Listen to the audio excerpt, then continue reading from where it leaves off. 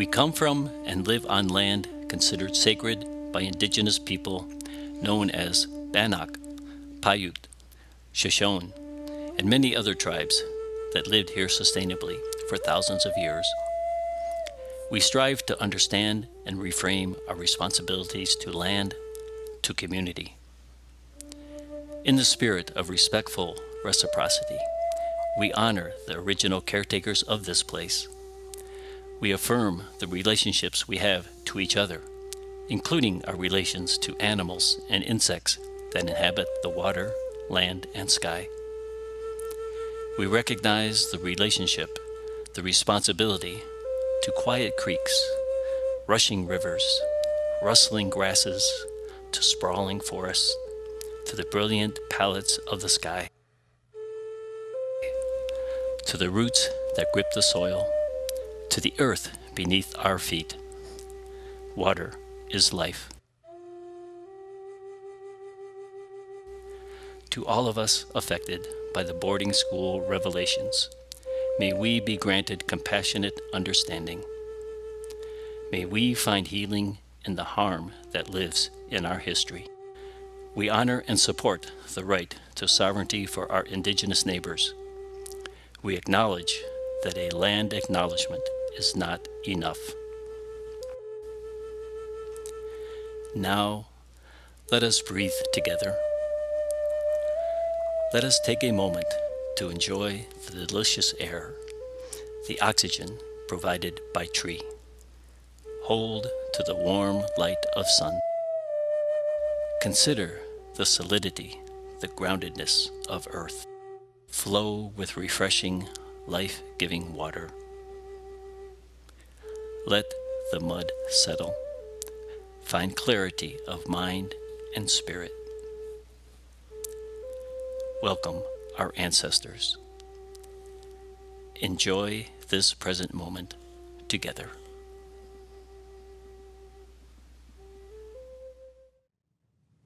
Further, we recognize that the wealth accumulated by our developing nation was with the forced labor of enslaved and uncompensated people of color. We believe the time for healing and reparation is now, and it is time for us to commit to justice and equity for all. Thank you. Good morning. Welcome to the Boise Unitarian Universalist Fellowship. I am Sharene Watsen. I am the celebrant today, and my pronouns are she, her. Our minister is the Reverend Sarah Lawal, and she is off today. I am joined today by Tom Neale and Linda Secretan from the Racial Justice Ministry team. And our musicians today are Carrie Bastian, Mark Zimmerer, and Emily Squyer. We are a spiritually diverse, justice-seeking community with one great aim: to grow in love, love for our neighbor, love for ourselves, and love for the planet. Welcome to those of you joining us virtually. Let's turn and give a wave to our friends out there in Zoom land. Good morning. And for those of you online, if you're comfortable, we'd love to see your faces on our screens. Hello, good morning. Ooh, I see some hearts flying up. Thank you. Good morning, everyone. Love to see you out there. If you are seeking something larger than yourself or are in search of your own heart, you are welcome here. If you believe that all religions of the world are right and true, but none is entirely right, nor does any religion have a corner on the market of truth, you are welcome here. If you believe each of us has to seek the truth in the possibility of science and religion coexisting together, you are welcome here. Whomever you love, however you identify, however you pray, wherever you are on your spiritual journey, you are welcome here. We know it takes a lot of courage to enter into a new community, either in person or virtually. So to our newcomers, we're especially glad you've joined us today. We invite you to introduce yourselves after the service or in the chat if you're online, and fill out a newcomer card so we can keep you connected with all that is happening in our fellowship. And there is a lot happening, as you will all agree. The announcements kept growing this morning. I have a few of them to highlight for you. First, thank you to our hospitality host for today, Diane Elstein. Second, after the service today, if you are curious about this fellowship or Unitarian Universalism, you are invited to join our Inquirers class. Today's session is on worship in the liturgical year, and we will meet in the North Wing that way. You can grab yourself a cup of coffee or tea and a treat and join us down the hall at about 11:30. The nominating committee is going to meet after worship to learn about leadership and our board opportunities in our congregation, and they will meet down that hallway in the Channing room in the South Hall. Later this afternoon, there's going to be a stage reading of Intimate Apparel at 2 p.m. at Boise Contemporary Theater. This is sponsored by our Racial Justice Ministry team, and they do ask that you get tickets ahead of time. It is free, but just they are hoping to have you get tickets ahead of time. But I'm guessing if you don't, you could probably still show up, as long as there's still seats. Saturday, March 2nd, there will be an Authentic Selves book brunch. It's a potluck, and there is an ask to RSVP ahead of time. And we could use some potluck help. Even if you can't attend, you could still bring food. So if you are able to do that, connect with Kathy Carmen. She's right there. She's got a clipboard. And there's also links in the Gazette if you want to sign up to help with that. And finally, there are raffle tickets that will be on sale in our hospitality room after the service for this beautiful table runner. And there's also a quilt that goes with it. So go ahead and grab some raffle tickets for that.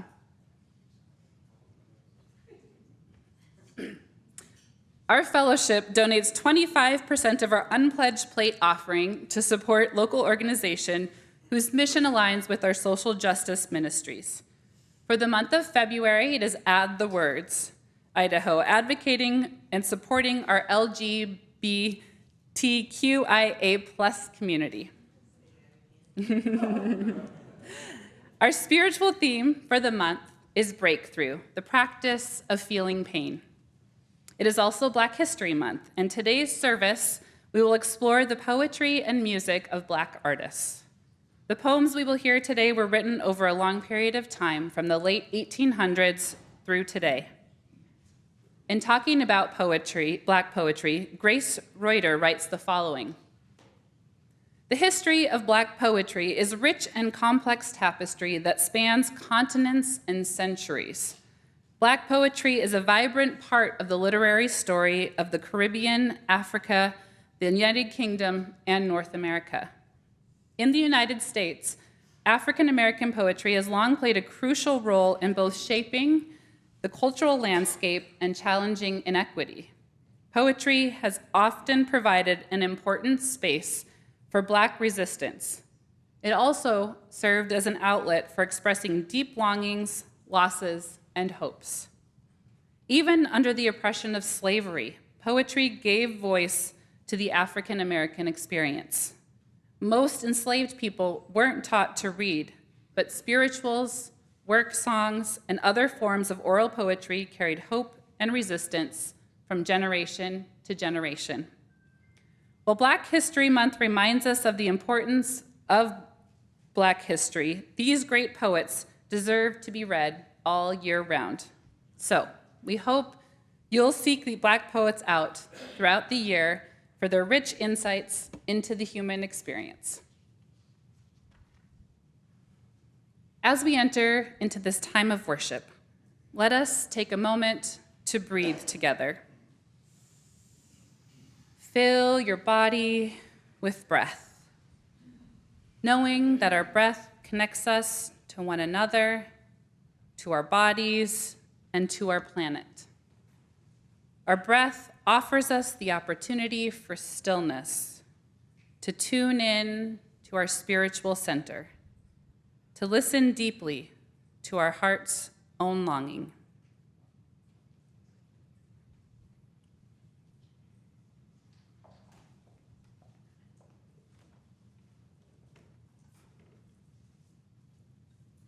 Today's poem for Ringing of the Bowl is Praise Song for the Day by Elizabeth Alexander.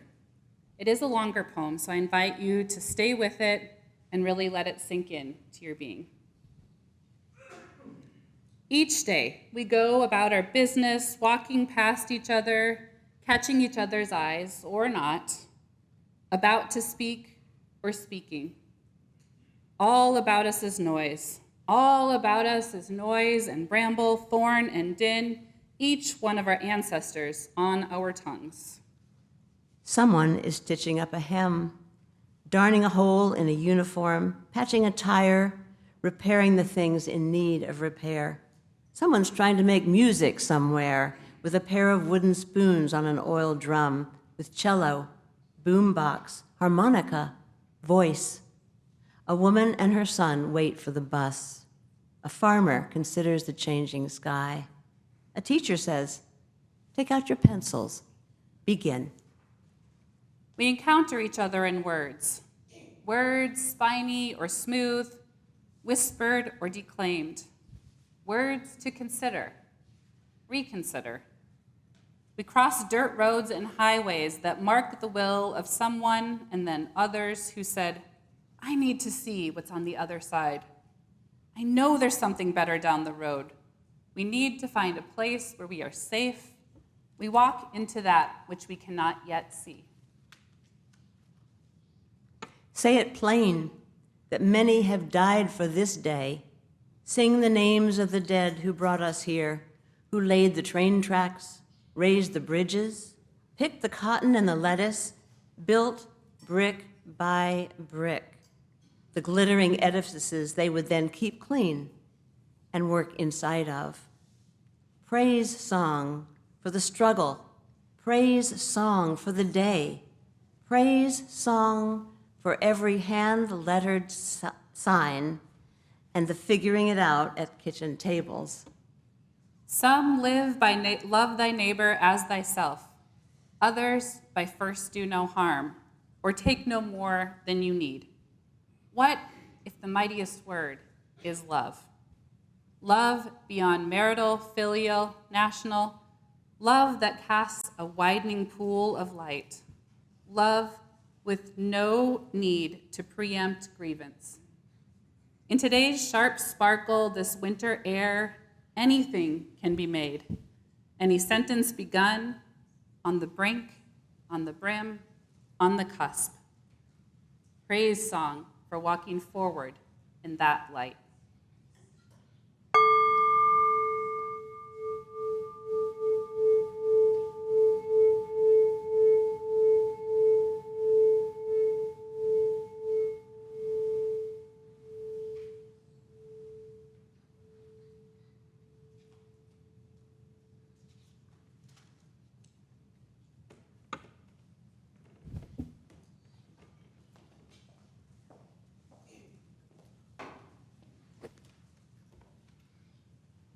Good morning. For African slaves, singing was a part of everyday life. Some songs were work songs, providing repetitive rhythms for grueling, repetitive manual work. Other songs offered comfort and solace in the face of horrific conditions, and often spoke of the release of death, such as "Swing Low, Sweet Chariot." Swing low, sweet chariot, coming for to carry me home. Swing low, sweet chariot, coming for to carry me home. Thank you. And home was not the slave quarters. It was a hoped-for heavenly home beyond the suffering of this life. And songs often had double meanings. For example, the song "Climbing Up the Mountain Children" goes like this. Moses went down into Egypt land. He told old Pharaoh, that the good Lord sitting on his heavenly throne said, let my people go. And on the surface, that song just tells a Bible story, but really it was about their own yearning for freedom. And some songs, like Follow the Drinking Gourd, were code songs meant to secretly transfer information from one slave to another to help those traveling the Underground Railroad. The drinking gourd was code for the Big Dipper. And escaped slaves traveled by night and looked to the stars to guide their way north to freedom. Several years ago, I attended a conference of the Idaho Choral Directors Association where Dr. Rollo Dilworth was our keynote speaker. And Dr. Dilworth is African American, and his area of academic expertise is the spiritual. And he encouraged us, his very white Idaho audience, not to shy away from singing spirituals with our choirs and congregations, but rather to embrace them as part of America's music. He did say, however, that we should always sing them with information and with appreciation of their historical context. And in that spirit, I invite you to join in singing our opening hymn, number 152, Follow the Drinking Gourd. And I also encourage you to sing it as though someone you loved, their life depends on them receiving this information. Please rise and body your spirit.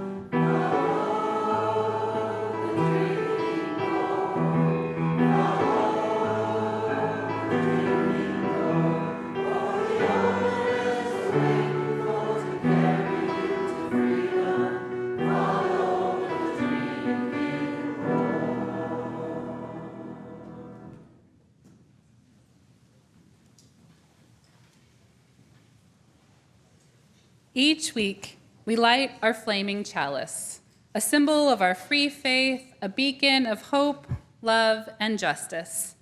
We join in this lighting in solidarity and community with thousands of other Unitarian Universalists lighting chalices today, reminding us that we are connected to one another and to a larger community of faith and love. Today, we have a first-time chalice lighter with us, Alex Brayman. We ask a child to light our chalice to remind us of the hope for our future. As we light our chalice here at the sanctuary, I invite those of you in our virtual community to light a chalice if you have one nearby and share where your chalice is lit.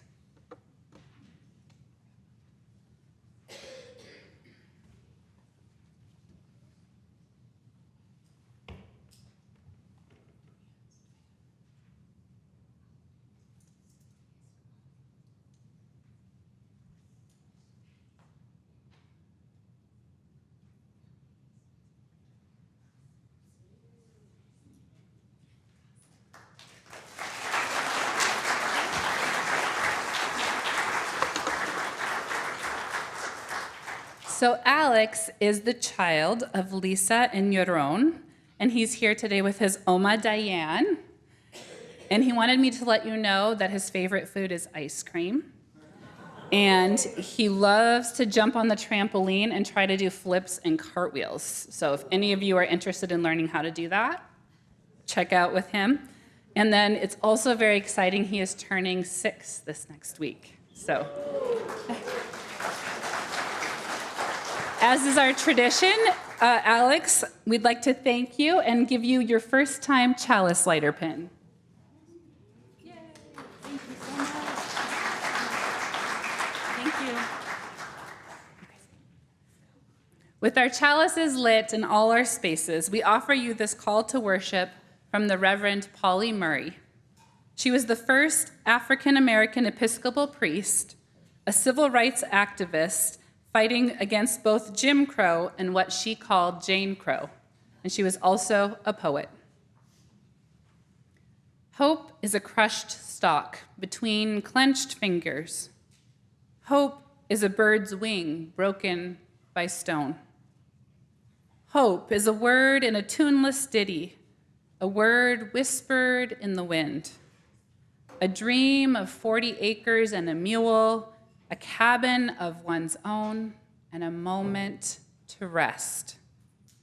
A name and a place for one's children and children's children at last. Hope is a song in a weary throat. Give me a song of hope in a world where I can sing it. Give me a song of faith and a people to believe in it. Give me a song of kindliness and a country where I can live it. Give me the song of hope and love and a brown girl's heart to hear it. Come, let us worship together. I'd like to invite our children to join me up front. Let's sit on this side today. So come on up. You can join me up here. Anybody? Yay, thanks for joining us.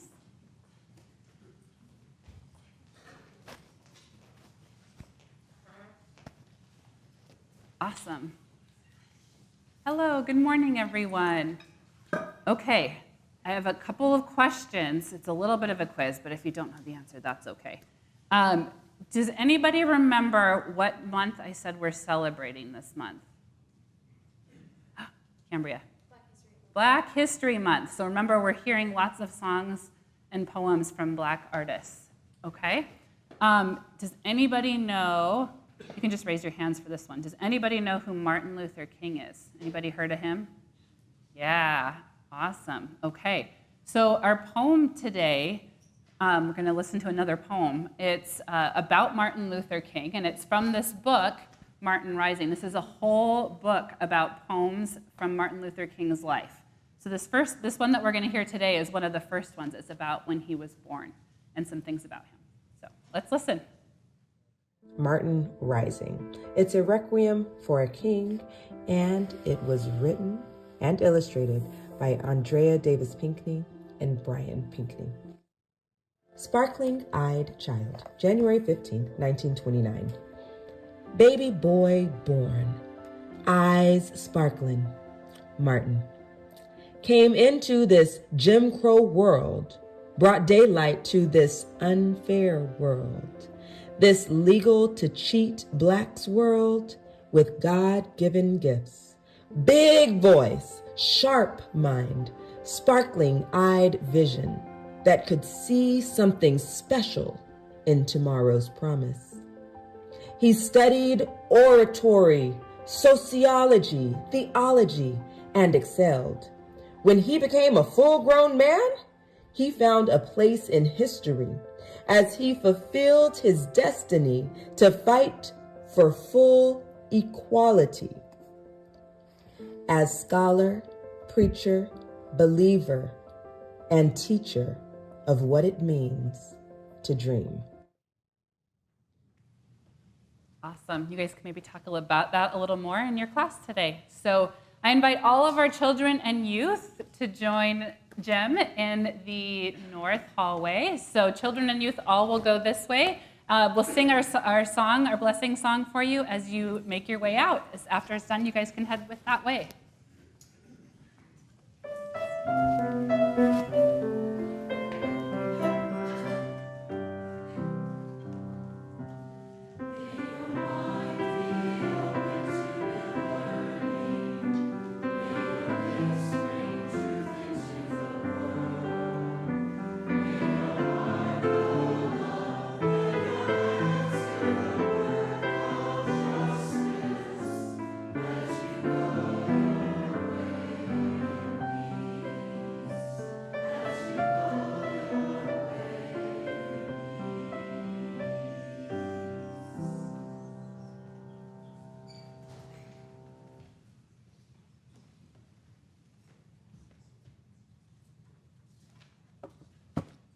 Paul Lawrence Dunbar was born in June 27, 1872, to two formerly enslaved people from Kentucky.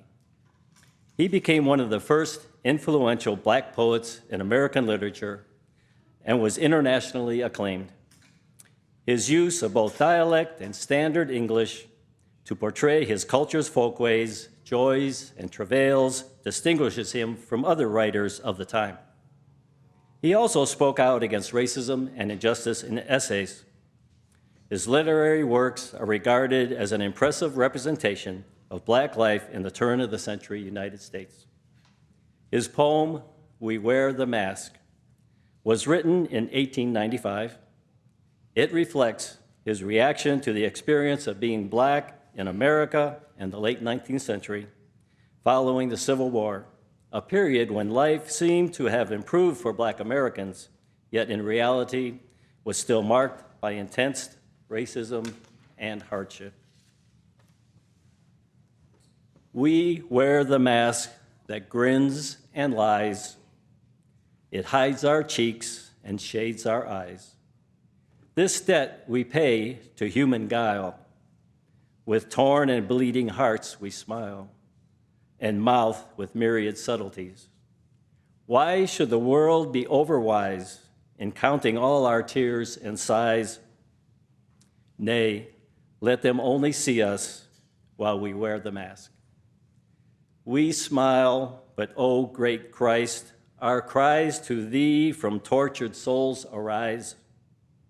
We sing, but oh, the clay is vile beneath our feet and long the mile. But let the world think otherwise. We wear the mask.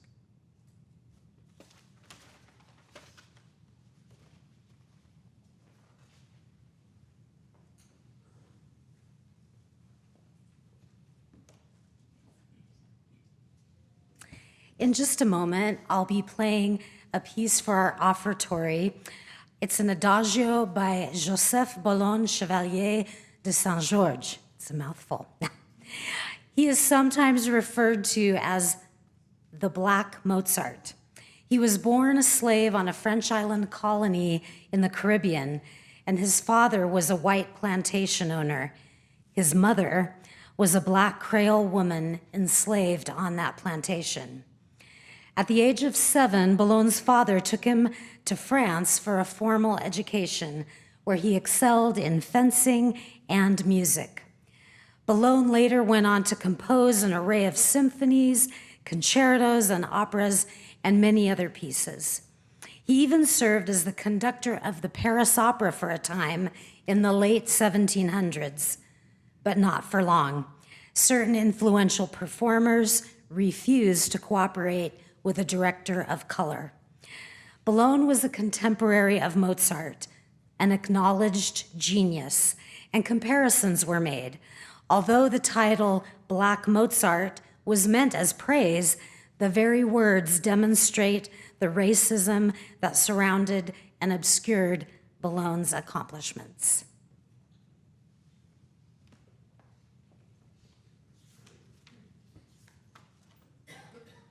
In the unfinished work of freedom, we dedicate ourselves to the collective liberation and thriving for all people. We build on the legacy of those whose stories go untold and continued learning and unlearning with which we must engage. We make space during our service for the practice of generosity, sharing our gifts with this self-sustaining community and our plate partner, Add the Words Idaho. We give in alignment with our values, ideals, and highest aspirations, building up a world of radical welcome and love. The gifts we share here are an expression of that commitment and living out our faith in the world. I invite our ushers to come forward, and our offering will gratefully be received.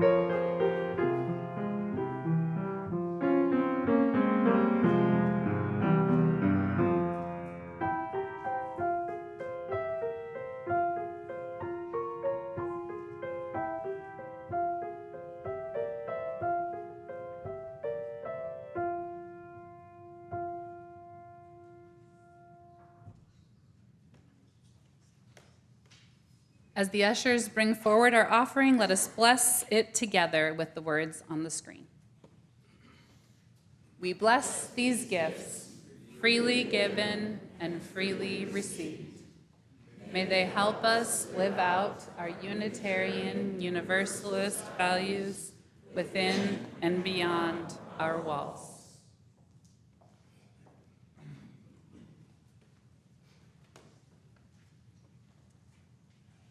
Frances Ellen Watkins Harper lived from 1825 to 1911. She was a poet, fiction writer, journalist, and activist.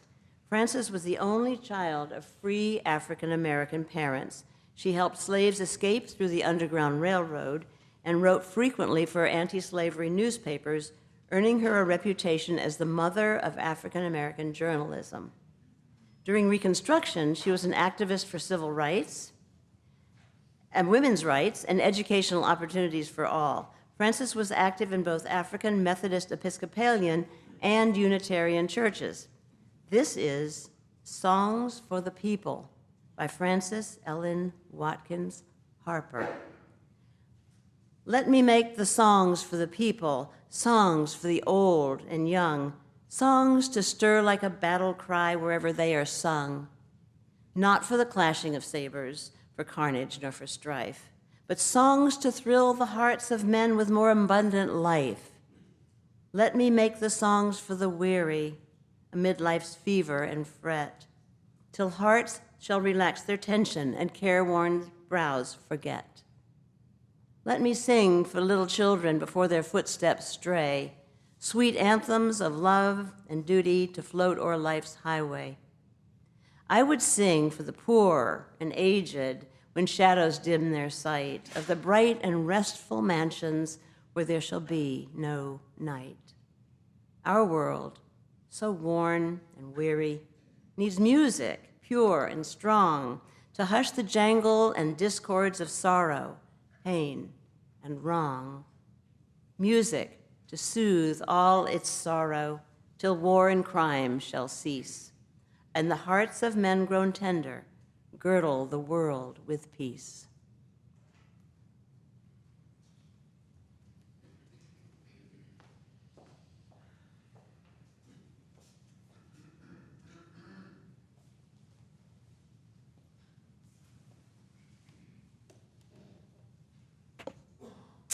What's in a name?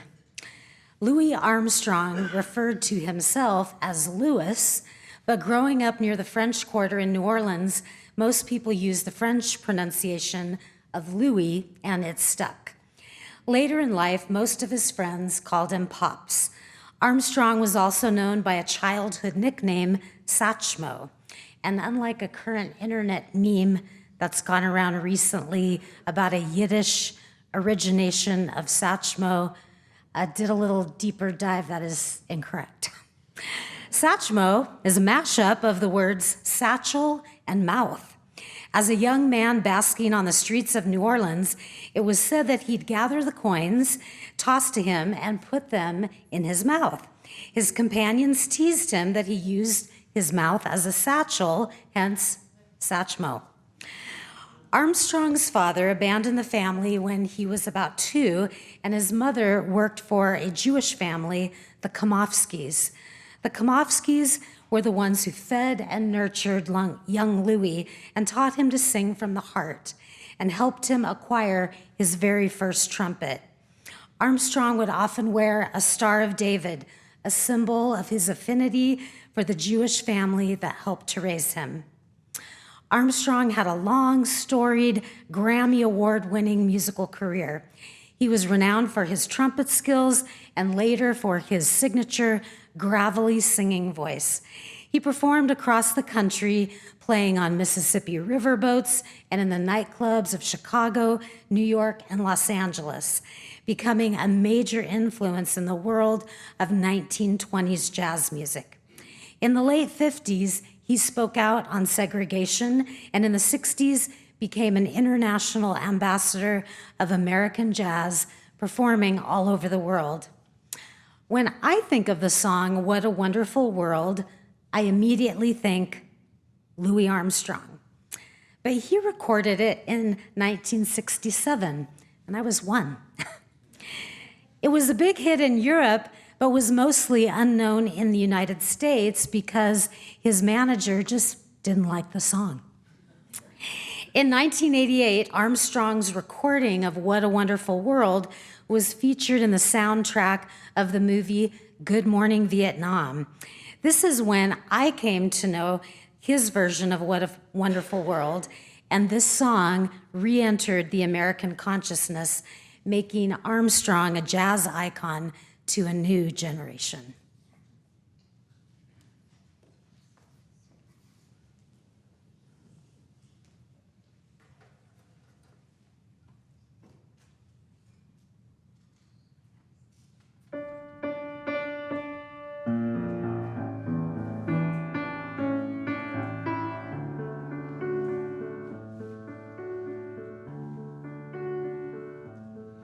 I see trees of green, red roses too.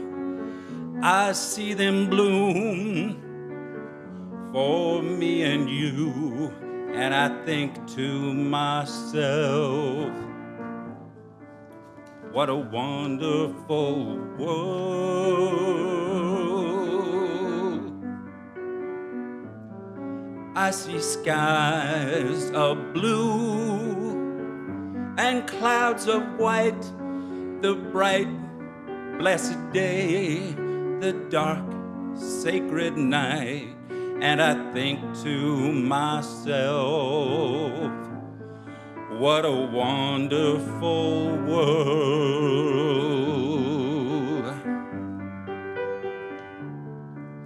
The colors of the rainbow, so pretty in the sky, are also on the faces of people going by.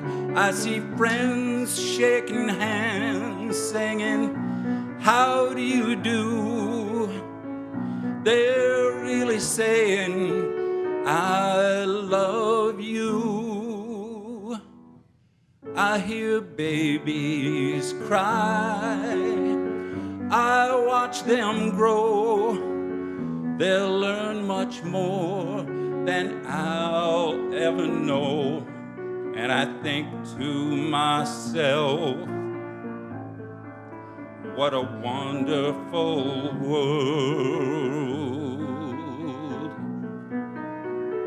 Yes, I think to myself, what a wonderful world.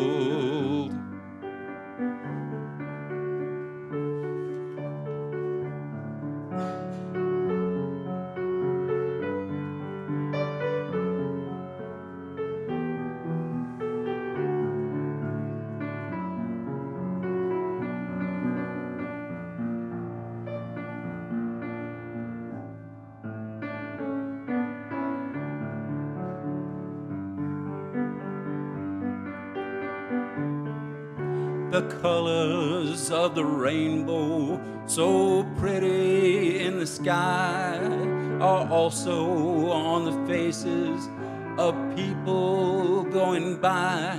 I see friends shaking hands, saying, how do you do? They're really saying, I love you. I hear babies cry, I watch them grow.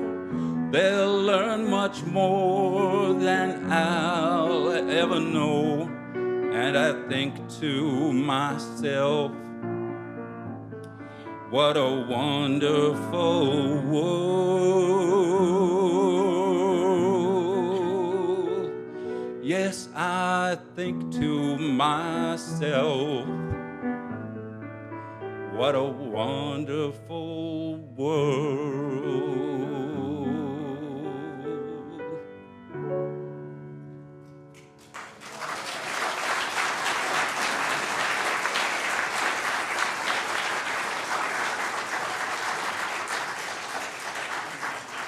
Thank you. Each week, we take time to acknowledge the many joys among us and grieve our many sorrows and losses, so that we might lift that burden for each other and receive the blessing of this community. It is through our sharing with one another that we forge deep bonds of community and connection. We begin by sharing these joys and sorrows. Mike and Sue Philly want to thank the many members of our congregation who have provided or offered houses and referrals for their daughter, who is writing in Boise to complete her book and PhD requirements from the University of Houston. Eileen and Jim Gettings are pleased to announce that their daughter Shauna is expecting her first baby in August. Shauna was an active youth participant at Booth, and she and her husband now live in Portland. Sue Chu has been moved to Elks Rehab. She is in good spirits and grateful for the care and love from all in her community. Michael Barker completed his intensive chemo and preparation for his CAR-T therapy to begin hopefully on March 5th. We continue to hold Michael and his family in our hearts, surrounding them with love. If you are holding someone in your heart this morning, I invite you to speak their name aloud into this community of love, that we may hold them with you.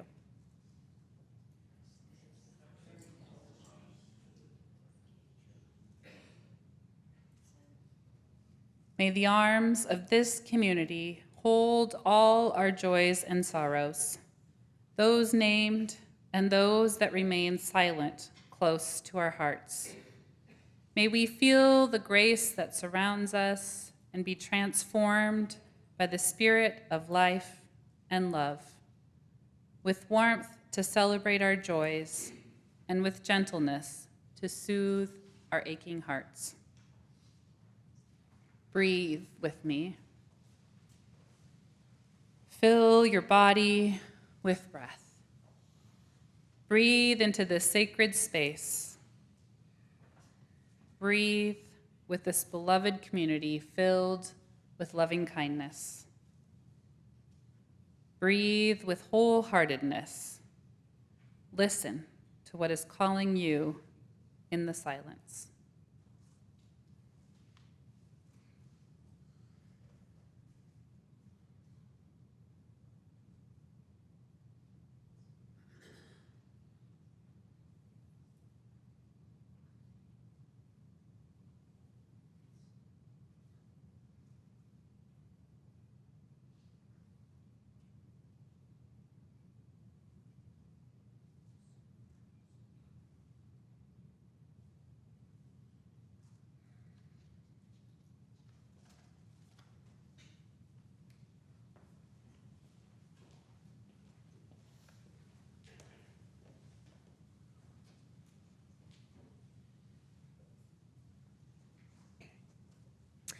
Tracy Chapman was born in Ohio in the mid-60s. Her mother bought her a ukulele at age 3, and she began writing songs at 8 years old. Growing up, she was the target of bullying and racially motivated attacks. In order to move to a better environment, Chapman applied for and received a scholarship from the Better Chance program, which provided her an education at a prep boarding school in Connecticut. She later attended Tufts University as an anthropology major. While there, she busked in places like Harvard Square and on train platforms. Another Tufts student heard her perform, and his father, who was in the music business, he asked him to come listen. And this man, Charles Koppelman, connected her with folks at Elektra Records, where she signed her first recording contract. Chapman's songs and albums received both commercial success and critical acclaim, earning several Grammy Awards.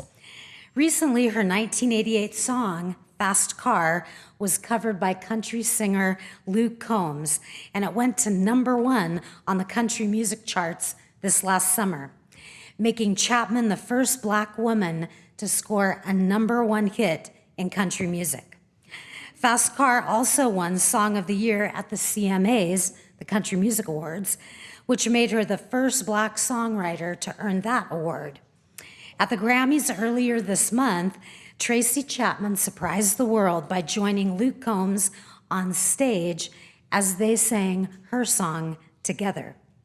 With all the division in our country, to see a queer Black woman take the stage with a straight white man and join in harmony, this event sparked a moment of unity and became an internet sensation. Please enjoy this video cover of Tracy Chapman's Fast Car.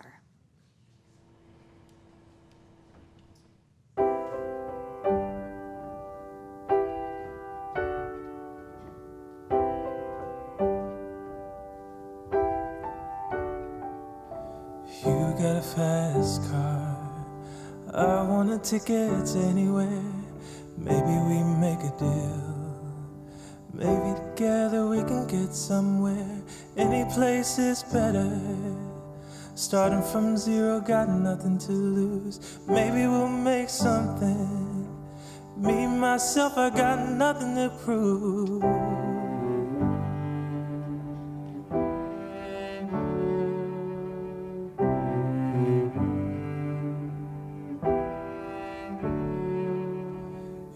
Got a fast car, I got a plan to get us out of here. I've been working at the convenience store, managed to save just a little bit of money. You won't have to drive too far, just cross the border and into the city.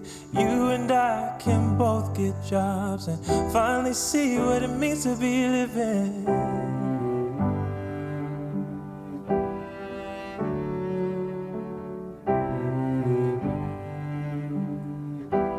So I remember when we were driving in your car.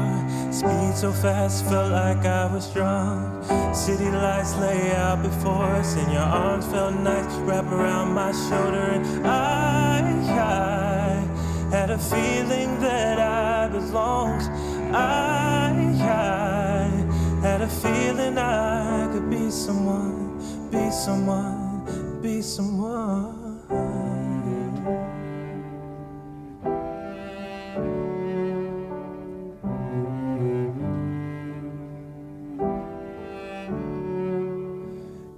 Got a fast car, I got a job that pays all our bills. You stay out drinking late at the bar, see more of your friends than you do your kids. I'd always hope for better, thought maybe together you and me find it. I got no plans, I got going nowhere, so take your fast car and keep on driving.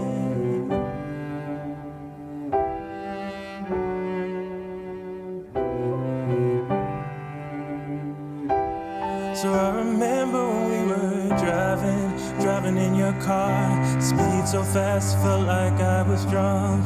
City lights lay out before us, and your arms felt nice, wrap around my shoulder. And I had a feeling that I belonged. I had a feeling I could be someone, be someone, be someone.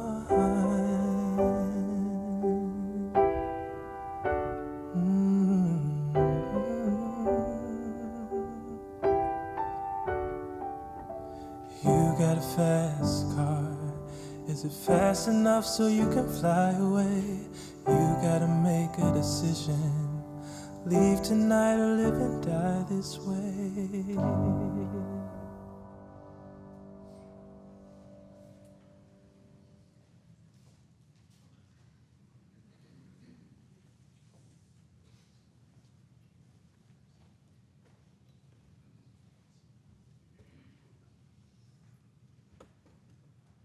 Margaret Walker lived from 1915 to 1998.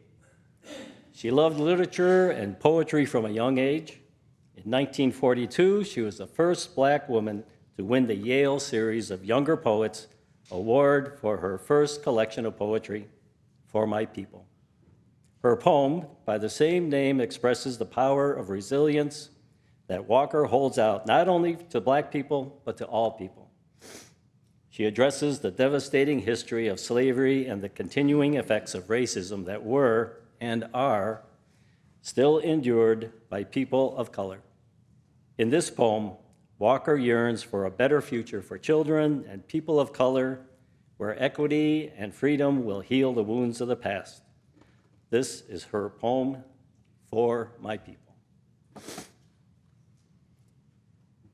For my people, everywhere singing their slave songs repeatedly, their dirges and their ditties and their blues and jubilees, praying their prayers nightly to an unknown God, bending their knees humbly to an unseen power. For my people, lending their strength to the years, to the gone years, and the now years, and the maybe years, washing, ironing, cooking, scrubbing, sewing, mending, hoeing, plowing, digging, planting, pruning, patching, dragging along, never gaining, never reaping, never knowing, and never understanding. For my playmates in the clay and dust and sand of Alabama, backyards playing, baptizing and preaching, and doctor and jail, and soldier and school, and mama and cooking, and playhouses, and concert and store and hair, and Miss Chumbi and company. For the cramped, bewildered years, we went to school to learn, to know the reasons why, and the answers to, and the people who, and the places where, and the days when, in memory of the bitter hours when we discovered we were black and poor and small and different, and nobody cared, and nobody wondered, and nobody understood. For the boys and girls who grew in spite of these things to be man and woman, to laugh and dance and sing and play and drink their wine, and religion and success, to marry their playmates and bear children, and then die of consumption and anemia and lynching. For my people, thronging 47th Street and Lenox Avenue in New York, and Rampart Street in New Orleans, lost, disinherited, dispossessed, and happy people filling the cabarets and taverns and other people's pockets, and needing bread and shoes and milk and land and money and something we can call our own. For my people, walking blindly, spreading joy, losing time, being lazy, sleeping when hungry, shouting when burdened, drinking when hopeless, tied and shackled and tangled among ourselves by the unseen creatures who tower over us omnisciently and laugh. For my people, blundering and groping and floundering in the dark of churches and schools and clubs and societies, associations and councils and committees and conventions, distressed and disturbed and deceived and devoured by money-hungry, glory-craving leeches, preyed on by facile force of state and fad and novelty, by false prophet and holy believer. For my people, standing, staring, trying to fashion a better way from confusion, from hypocrisy and misunderstanding, trying to fashion a world that will hold all the people, all the faces, all the Adams and Eves and their countless generations. Let a new earth arise. Let another world be born. Let a bloody peace be written in the sky. Let a second generation full of courage issue forth. Let a people loving freedom come to growth. Let a beauty full of healing and a strength of final clenching be the pulsing in our spirits and our blood. Let the martial arts ring out. Let the dirges disappear. Let a race of people Now rise and take control. Thank you.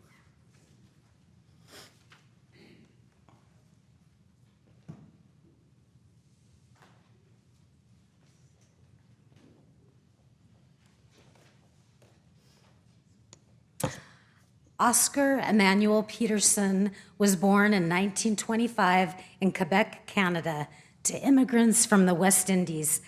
His parents were laborers, but his father was also a self-taught amateur musician. Peterson grew up in the predominantly Black neighborhood of Little Burgundy in Montreal. It was here that he encountered jazz culture. At the age of 5, Peterson began honing his skills on trumpet and piano, but a bout of tuberculosis when he was 7 prevented him from playing the trumpet again. So he directed all of his attention to the piano. His father was one of his first music teachers, and his sister Daisy helped him with classical piano since she'd had some lessons too. Peterson later studied with Hungarian-born pianist Paul DeMarchi, whose teacher was himself a student of Franz Liszt. Although his early training was classical, Peterson gravitated toward traditional jazz, where he earned the name the Brown Bomber of the Boogie Woogie. It's just fun to say. Peterson went on to perform and record with a list of who's who in the jazz world, from Count Basie to Herbie Hancock. He's considered a virtuoso and one of the greatest jazz pianists of all time. Duke Ellington called him the Maharaja of the keyboard. He won 8 Grammys, including the prestigious Lifetime Achievement Award. At 68, Peterson suffered a stroke, weakening his left side and putting him out of commission as a pianist. He later recovered partial ability in his left hand and began to play and perform a bit once again. As a friend and fellow musician commented, a one-handed Oscar is better than just about anyone with 2 hands. Peterson also composed songs and jazz solos. His 1962 gospel anthem, Hymn to Freedom, stands as a tribute to the struggle for civil rights and equality.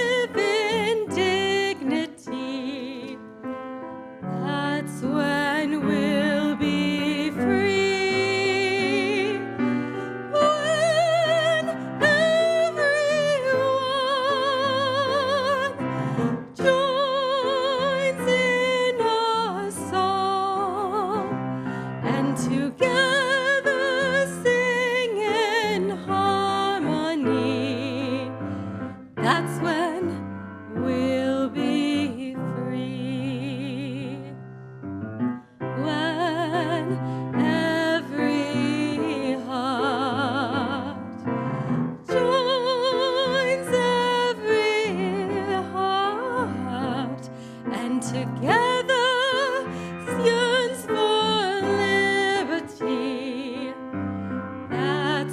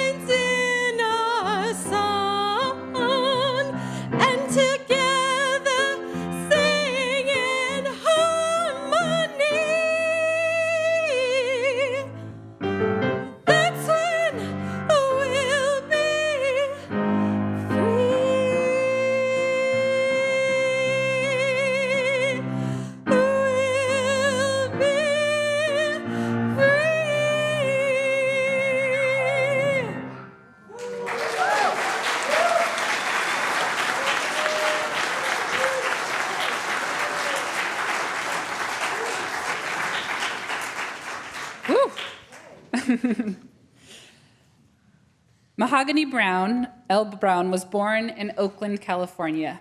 She received an MFA in Writing and Activism from the Pratt Institute. Brown is the first ever poet in residence at New York City's Lincoln Center.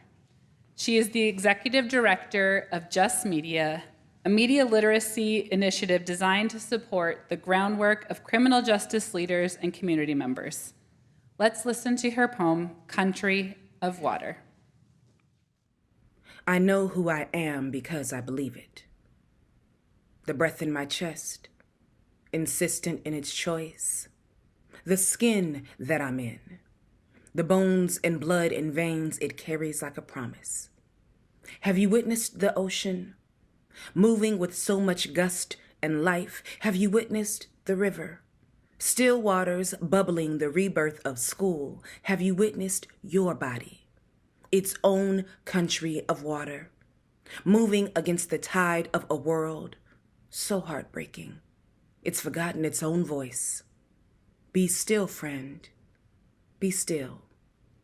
Be kind to yourself in the gift of stillness. I know who I am because I believe it. I know who I believe. In threes we will come. A drip of water moving against a boulder. Water slow and steady can turn rock into a pebble like anxiety. Like self-doubt, smaller, until gone. Let your love for yourself be the water, be the rise, be the mist. Let you be. I know who I am because I believe it. I believe I am my mother's daughter. I believe I am my grandmother's prayers. I believe I am my great-grandmother's backbone revealed. I am because I believe so.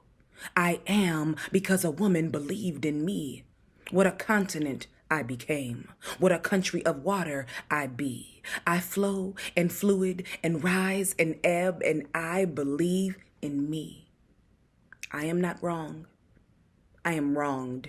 In this skin I've reclaimed from this trap of this country's tourniquet, only to find the sweet solace is a riverbed.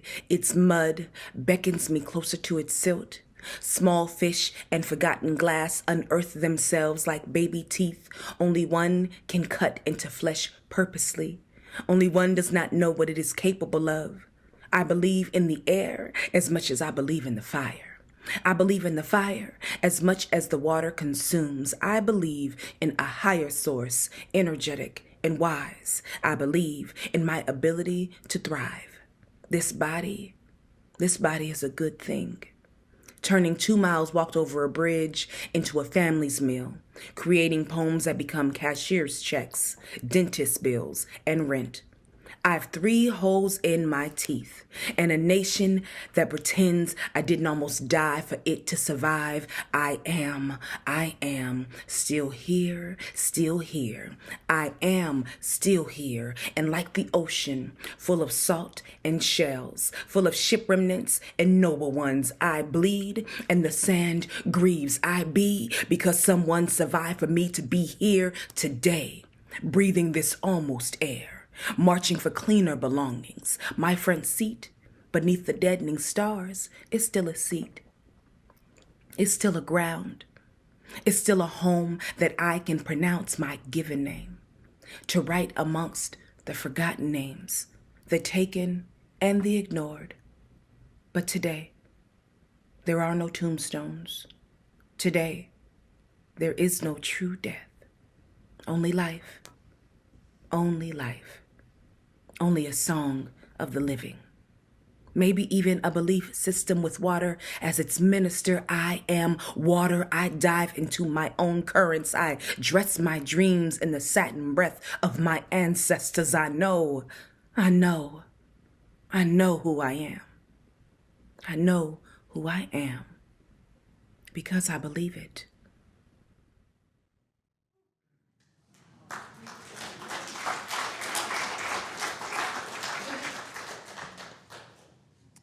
For our prayer today, I would like to share a final poem, adapted from The Legacy of Caring by Reverend Dr.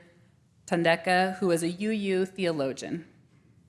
Breathe with me in the spirit of prayer and meditation.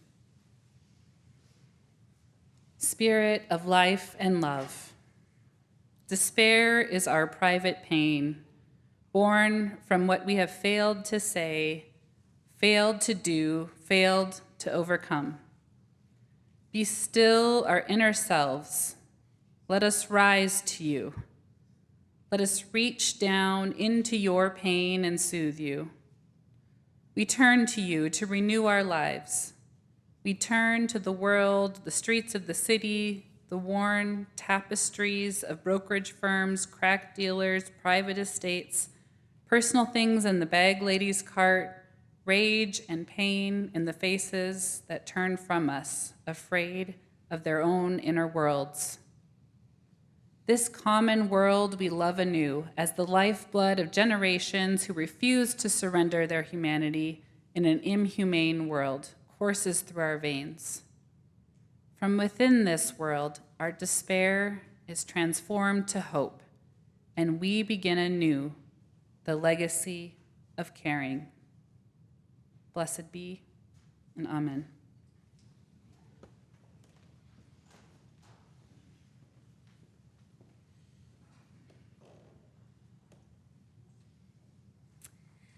Billy Taylor was born in 1921 to a musical family in North Carolina.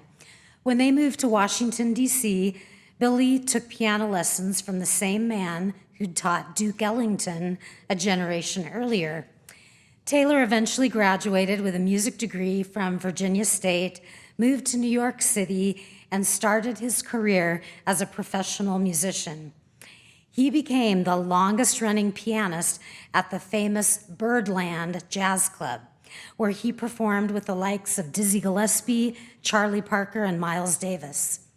Later in life, Taylor became more of a jazz ambassador and music educator, bringing jazz to the masses through a 1958 NBC TV series called The Subject is Jazz, making him more famous as a TV personality than a jazz musician.